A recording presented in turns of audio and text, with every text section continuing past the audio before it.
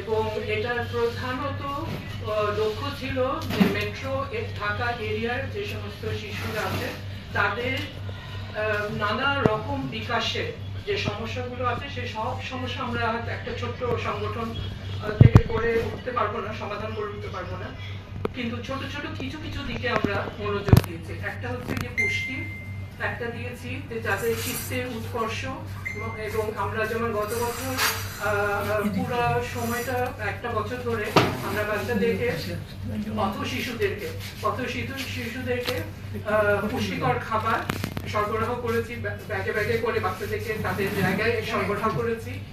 আমরা তাদেরকে ড্রয়িং এর বই, রং পেন্সিল, রং তুলি এগুলো সরবরাহ করেছি যাতে সেই বাচ্চারা সেই ছবিগুলো আঁকতে পারে, সেই সরঞ্জামগুলো তাদেরকে দেওয়া হয়েছে। তাদেরকে ঈদের পোশাকগুলো আমরা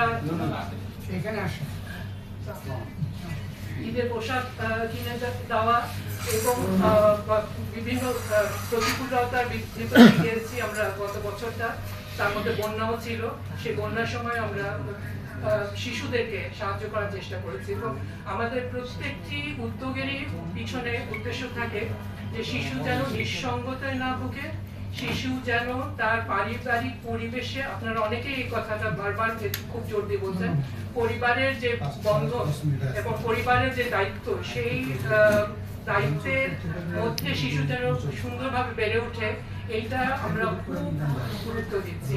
কেননা একটা শিশুকে যত ভালো স্কুলেই পাঠানো হোক, যত ভালো ইউনিভার্সিটিতেই আমরা ছেড়ে দিই, সেই শিশুর বিকাশের সম্ভাবনা খুবই ক্ষীণ যদি তার ফাউন্ডেশনটা তৈরি না হয়ে থাকে। বাবা মা যদি ব্যস্ত তো থাকবেনই, কর্মব্যস্ততা আমাদের জীবনের একটা অংশ, কিন্তু সেই কর্মব্যস্ততার মধ্যে শিশুকে বাদ দিয়ে না, শিশুকে নিঃসঙ্গতায় ছেড়ে দিয়ে না, শিশুকে ডিভাইসের হাতে ছেড়ে দিয়ে না, শিশুকে একটা মানে শুধু একটা বিদেশি কালচারের মধ্যে ছেড়ে দিয়ে না।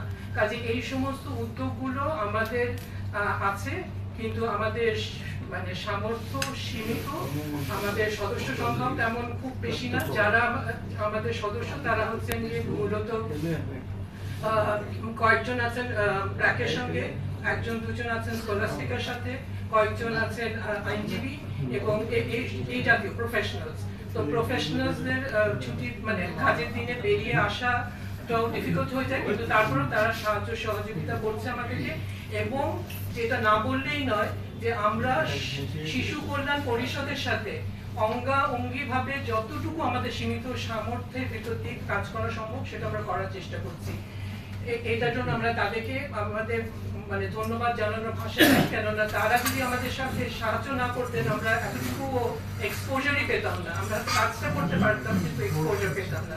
এবং সর্বোপরি যেটা আমি একটু বলেই শেষ করবো সেটা হচ্ছে কি যে শিশু অধিকার একটা মাল্টিফ্যাসেটেড জিনিস, এটা একটা জটিল জিনিস হয়ে যাচ্ছে। কারণ আগে মানুষের অধিকারটা যতটা একটা সাদামাটা একটা কনসেপ্ট ছিল, ওই রকম সাদামাটা জিনিসগুলো কিন্তু আর নাই।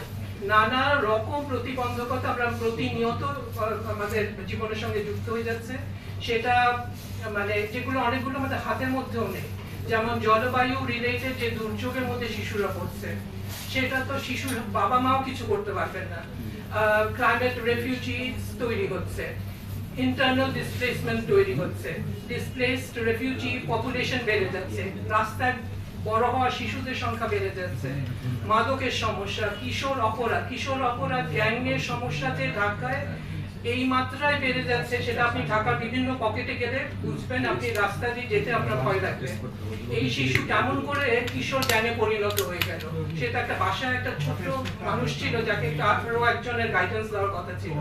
কাজে অধিকার মানে অনেক অনেক একটা মাল্টিফ্যাসেটেড বড় একটা জিনিস, এটা আমাদের সবগুলো জিনিস মানে সমন্বিত ভাবে করার চেষ্টা করতে হবে। আমি আবার খুব গভীর আগ্রহের সঙ্গে অপেক্ষা করছি জানাব মোর্শেদুর রহমান সাহেবের মানে উপস্থাপনার জন্য। I am sure this is going to be an excellent paper, কেননা ওনারা এই বিভাগে এইটার উপরেই কাজ করেন।